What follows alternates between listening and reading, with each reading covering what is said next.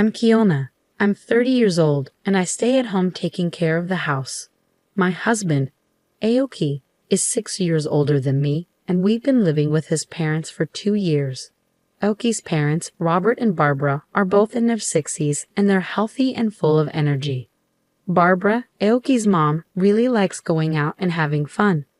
Since I moved in, I've noticed she hardly ever does any chores around the house. Even though she doesn't work outside the home, she doesn't do much inside either. She used to be a stay-at-home mom, but now she leaves most of the housework to me. Sometimes she'll tell me to go have fun while she stays home, but then she'll complain if things aren't done when she comes back. I've been dealing with this situation, trying my best to not get too frustrated. Whenever I try to explain to my mother-in-law that I might not finish everything before she leaves, she brushes it off. She says it's normal to do a lot of chores and criticizes my generation for not being able to handle it, wishing I could be more like Aoki. It's not just the remarks that bother me. Barbara constantly praises Aoki, especially because he works for a big company, which she's really proud of. She often says things like, "Aoki works so hard, but his wife isn't doing well." It's like her favorite phrase, and Aoki doesn't defend me. During dinner, Barbara starts complaining about me, and Aoki just responds with a simple, "Oh really?" showing little interest. When I first met Aoki, I thought he was mature because he was older, but things have changed. It feels like he sees me only as a maid. Even when I'm working late into the night, he doesn't say anything to me. Instead, he tosses laundry at me, aiming for my face, and says, "Here, do this too." I regret marrying someone like him. Since we got married, he's changed a lot. On our first anniversary, he bought a cake, but then threw a pie in my face and laughed. You wouldn't think he's a grown man. But there's one bright spot in my life, and that's my father-in-law, Robert. He's really calm and always asks if I need help with anything. He's the only one who treats me kindly in this house. Since I quit my job when I got married, he's the only person I can really talk to. I've grown to love Robert like a real father. But Robert works during the day, so he's not home much. That means I'm often alone with Barbara. When I talk to Robert, Barbara doesn't say anything, but I can tell she doesn't like it, and her attitude towards me has gotten worse. She started accusing me of making eyes at my father-in-law just because Aoki ignores me. She'd say these things when Robert couldn't hear. I tried to defend myself, saying it wasn't true, but she just brushed it off. "Did I touch a nerve?" she'd say, acting like I was overreacting. No matter what I said, she always had a snarky comeback. Our talks never really connected. I talked to Aoki about it, hoping he'd understand it was just Barbara's imagination. But he just laughed it off. "So now you're into older men too," he joked. It was clear nothing would change. I didn't expect him to help with chores or stop Barbara's teasing, but I never thought he'd say something like that. It was a big shock.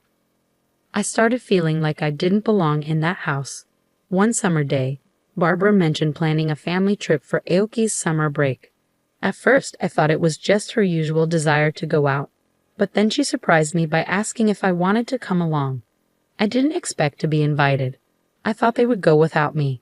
When I hesitated, Barbara seemed suspicious and asked if I didn't want to go.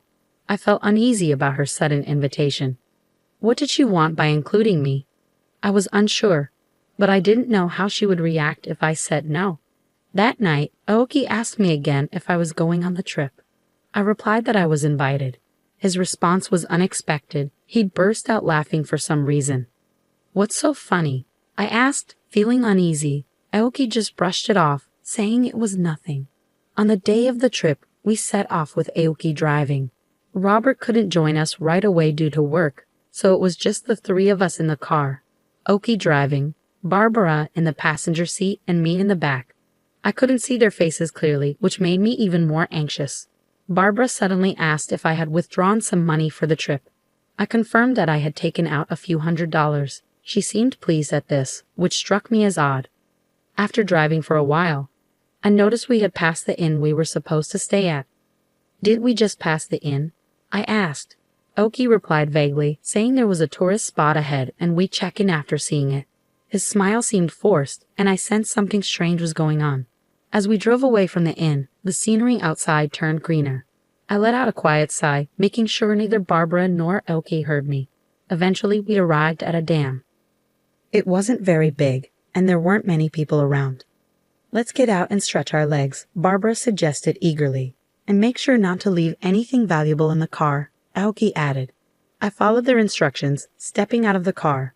But I noticed Barbara and Aoki hesitating, pretending to be busy inside the car.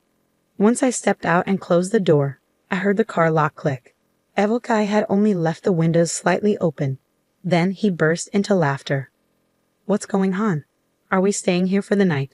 I felt anger bubbling up towards Barbara, but I kept it in check. "What do you mean?"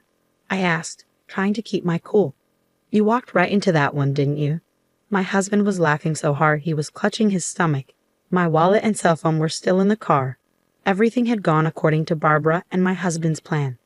"Have fun out here, Kiona," Barbara sneered. "Maybe you can eat some grass and sleep under the stars."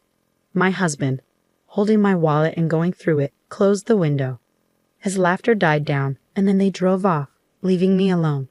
"Well, they're a handful, and it's hot," I muttered to myself. Even though it was scorching hot and I was at risk of dehydration, I surprisingly didn't panic. An hour later. "Why are you here?" My husband was stunned to see me in the lobby of the inn where we were supposed to stay. "Are you a ghost?" "Did something happen at the dam?" he asked, looking bewildered. Barbara looked like she was about to pass out.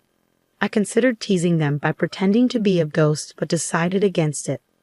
"I'm not a ghost and I'm staying here tonight," I told them, showing them the key to my room. I had already left my luggage there. My husband couldn't grasp the situation and started to get agitated. He thought I had taken the key to their room without permission. "What are you doing? Give it back," he demanded, trying to grab the key from me roughly. Just then, a man appeared and grabbed my husband's hand. "Sir, please refrain from causing a disturbance here," the man said firmly. He was about the same age as Robert, but he had a strong build and was taller, making him seem more dependable than my middle-aged, slightly overweight husband. "Who are you? Are you staff here? You can't just interfere with a guest like this. I'll sue you for assault." Barbara yelled at the man who had intervened. "I apologize for not introducing myself earlier. I am the owner of this inn," the man replied calmly. Hearing this, my husband quickly let go of my hand. I recognized the owner. Back when I was in college, I had visited this area with my friends during summer vacation. It was scorching hot that day, and we got lost on our way to our accommodation. Eventually, we stumbled upon a girl collapsed on the side of the road. That girl was Mary, the owner's daughter. We called an ambulance and stayed with her until help arrived. The next day, the owner visited us at the inn where we were staying and thanked us profusely. He said, "You saved my daughter's life. Thank you so much." He also offered, "We own this inn too, so next time you're in the area, please stay with us. You won't have to pay." Since then, my family and I have visited the inn several times, so I knew the owner well. As he reprimanded my husband and Barbara, he remained polite, but I could sense his underlying anger. In fact, both the owner and I were aware of Barbara and my husband's scheme from the beginning. I had caught wind of their plan 2 weeks ago. Feeling suspicious about their sudden invitation for a trip, I decided to set up a voice recorder in the living room. I targeted times when my husband and Barbara were alone, like when I was taking a bath or doing laundry, and their plan came to light. "I know, let's ditch Kiona somewhere. It would be hilarious." "How about here? There's a gym about an hour's drive from the inn." When I heard their conversation, I was shocked. I immediately called the inn and told the owner everything about the situation I was in and what they were planning. The owner was furious. He himself had once experienced his daughter collapsing in the heat, so he was even more upset. Knowing the situation beforehand, the owner arranged for my pickup today. After my husband and Barbara's car left, he had me ride in the inn show. By the way, the driver turned out to be Mary from that incident years ago. "I got my license. Let's go for a drive," she said excitedly. "Right now?" I asked, surprised. "Oh, that's great," I replied. We chatted happily, bought some local specialty ice cream on the way, and arrived at the inn. Even though I knew about the plan and that a pickup was coming, I was still worried for Mary. But she knew the area like the back of her hand. So we arrived at the inn several tens of minutes earlier than my husband and Barbara. "You mentioned suing earlier, ma'am," the owner said, looking at Barbara sternly. "Yes, I did. It's outrageous to be accused of the opposite," Barbara retorted. "I'm sorry, but you're not our guests," the owner replied firmly. "What? Don't mess with us." My husband and Barbara both lost their temper. Your and your mother's reservations have been canceled, the owner stated plainly. I added you. Who do you think you are?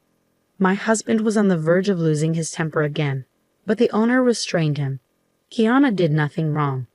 We, the inn, canceled your reservations, the owner explained calmly. What do you mean? My husband demanded. If you leave a woman alone at a dam in the mountains after stealing her wallet, wouldn't you be committing a crime? We can't allow such people to stay at our inn. We also called the police. My husband and mother-in-law became even more furious at this revelation. This is no joke. Don't think you can get away with this. I work at our company, my husband protested. This little inn in the mountains.